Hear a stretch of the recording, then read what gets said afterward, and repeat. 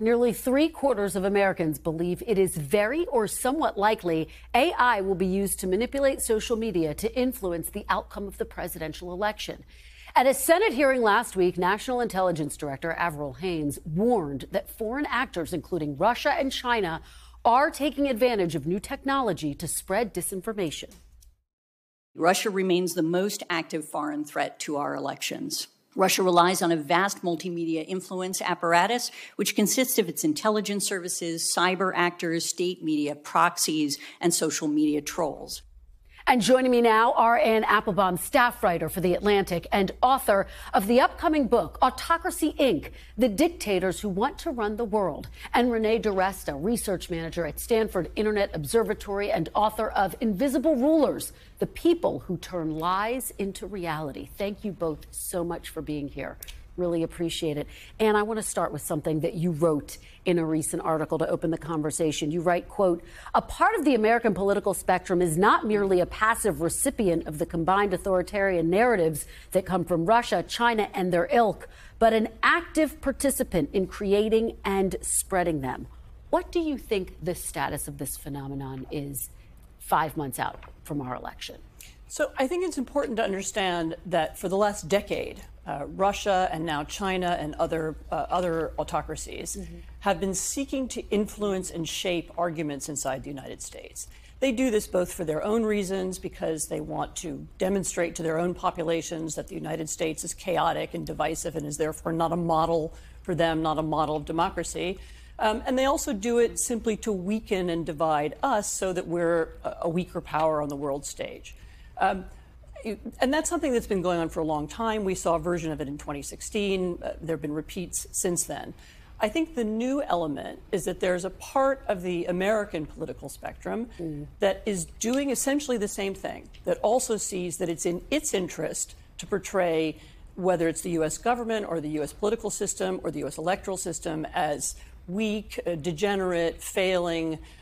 And by doing so, they therefore boost their own argument, which is that we are a radical force who are going to take over and change the system. And the odd thing that you see on the internet now is the two things reinforcing one another. So you can trace Russian and Chinese action, and you can then see it being promoted and amplified by Americans and vice versa. Well, Renee, Ann is talking about the fact that all of this divides Americans, and misinformation and disinformation is at the heart of that effort. And according to one study, misinformation and disinformation are perceived to be the biggest global risks in the next 2 years, ahead of things like global warming, inflation, and other threats. What do you think Americans can do to fight back against this, particularly given this critical moment we're in? I think, that study is very interesting. I tend to disagree. I would put other things a little bit higher. But what I'll say is the problem with disinformation and propaganda in general is that it impacts your ability to form collective responses to address those other threats, right? So the way that we respond to climate change, the way that we respond to collective challenges, of crises of any kind, is that we have to come together and function in a unified environment. And when you have propaganda that sits there serving to divide people, to create alternate realities that they operate in, there is no ability to have that consensus. There is no ability to address that collective action. So I think if the American people are going to respond and move forward, we have to be able to realize that these efforts to divide, that these deliberate, intentional strategies to keep American people fighting with each other, both domestic actors who benefit from it politically, but then also state and foreign adversaries, we have to be able to see that for what it is, to resist that, and to continue to find some sort of shared American identity that helps keep us moving forward and able to solve collective challenges. And part of that, Ann, is that we are seeing the way that foreign adversaries, foreign autocratic leaders actually run their countries. You note that leaders like Putin, Bashar al-Assad, Nicolas Maduro, at one time actually tried to defend their lies. But now they're not even doing that. They're just saying, this is truth. So what the real development and change in authoritarian propaganda that we've seen over the last decade, and over the last several decades even, is that their goal is no longer simply to promote themselves, to promote a beautiful image. If you remember, the Soviet Union used to show, there were posters of men with square jaws driving tractors, and there was a lot of stuff about steel production. They've given that up because that was too easy for people to see and understand that it wasn't true.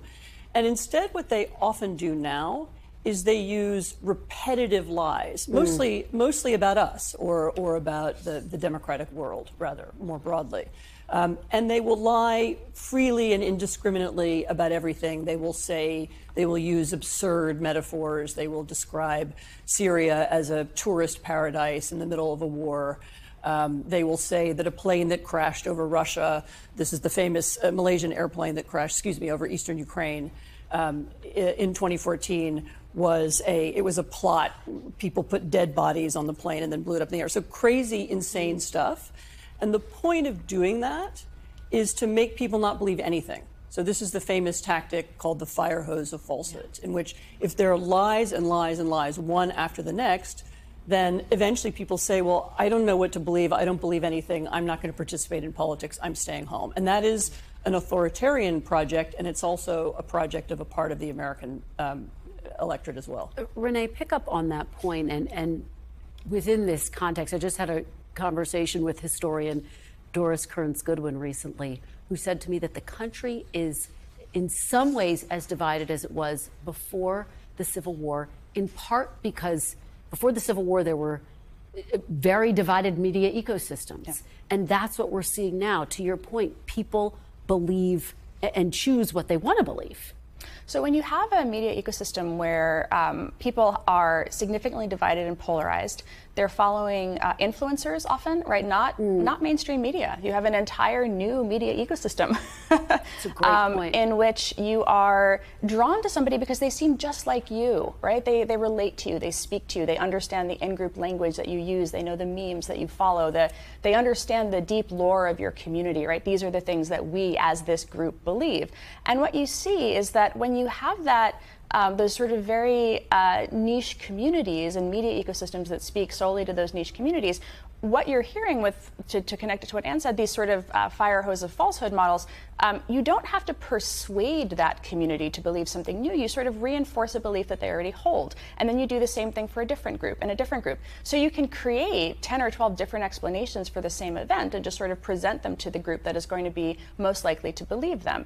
And so where we used to have, for a brief moment in time, again, as the historian you referenced is absolutely correct, there was this period of very, very fragmented media, then a small time of consensus, and now we're sort of returning back to the fragmentation. And Renee, how does AI, we just had a big conversation with the Secretaries of State about this, how does AI play into that, and how much does it complicate efforts to actually tell people this is the reality, this is the truth, this is a real piece of information? So generative AI is a tool, right? And it is a tool that can be used in many different ways. It creates content that is indistinguishable from human content. Nearly indistinguishable. And what you see is you can use it to generate text, which makes it easier to, for example, run bots, right? We used to identify bots, which are automated accounts on social media platforms, because they would be very repetitious. They would use what we called copy pasta, where they would all say the same phrase at the same time, and so you could find them. But AI enables the operator to not do that because it's very cheap and very fast to generate completely novel text. The same thing with images. Occasionally you'll see propaganda photos that will go out that will be like clearly edited, and you can go and you can compare one photo to another and see that that edit happened. But when you have a photo that's been generated and there is nothing to compare it to, you don't have a single source of truth. So at that point, you're relying on an authenticator to tell you if it's real or not. And final thought to you, how much of a threat is this, and how much does it embolden foreign adversaries? I think it's a fundamental threat. It's something all Americans should try to understand in the way that you try to understand your political system. You try to understand who you're going to vote for. You look at what the issues are in the campaign. You should also look at where your information is coming and make sure that it's true. All right, fantastic conversation. Thank you both so much for being here. And Applebaum, Renee DiResta, really fantastic. Thanks for watching. Stay updated about breaking news and top stories on the NBC News app or follow us on social media.